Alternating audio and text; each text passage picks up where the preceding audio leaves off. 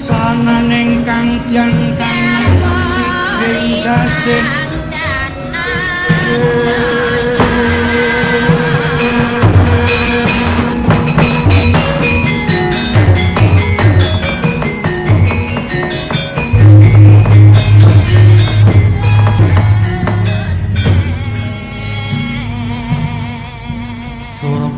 pitonanenggih nagri pundi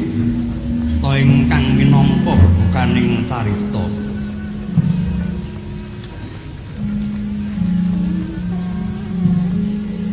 nadyan kathah tidaing Jawata ingkang kasangga ing pertiwi kampullaning akasa kapit samudra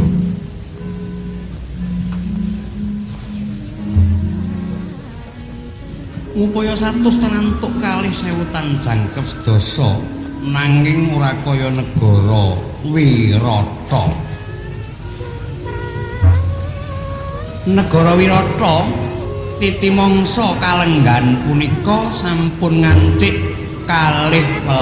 abad.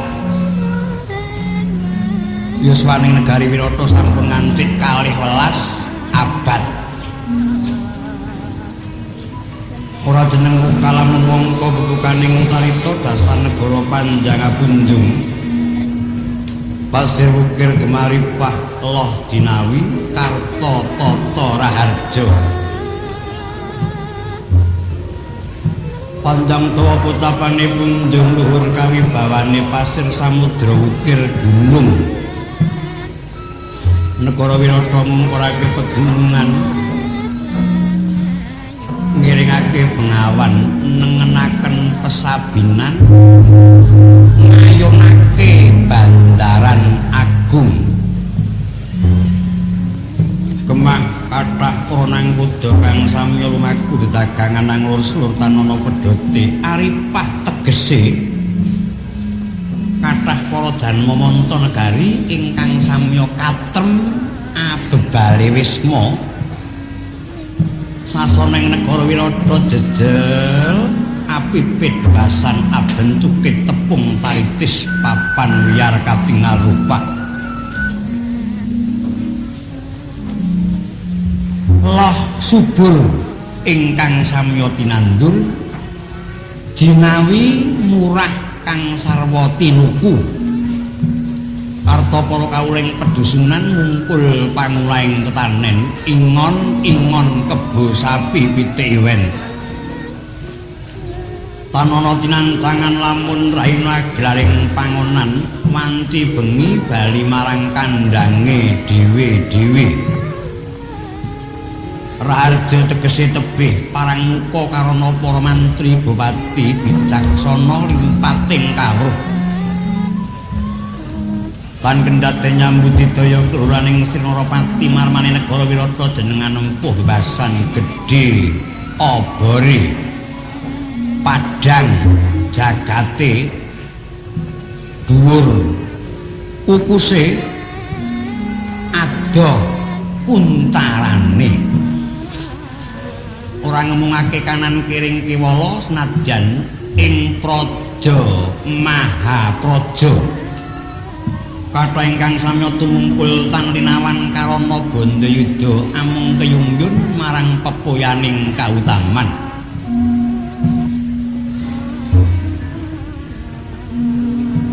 bebasan ingkang telak samya manglungkeng tebih samya mentiyung asok bulu bekti glondong pengareng-areng peni raja peni guru bakal guru dadi menang tinutapna deduluring Sang Nata Hajuduluk Maha Prabu Matswapati ya Sri Bagindo Maharaja Mangsahpati ya Sang Nararya Durgandana mula deduluk Prabu Matswapati pranyata narendraning bangsa Matswa Mangsahpati aja dupih wis lalu yuswa nanging yen ana payo mboten nate kasdu keri ndamel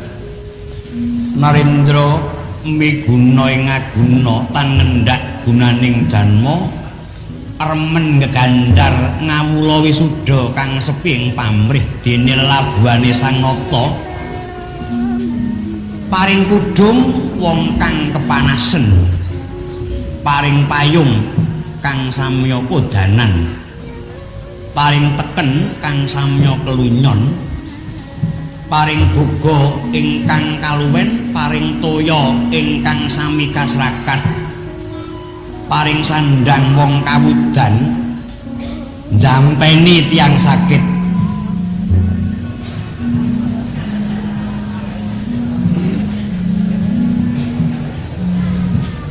mapan negara Wirata ya ing kene dadi panti usada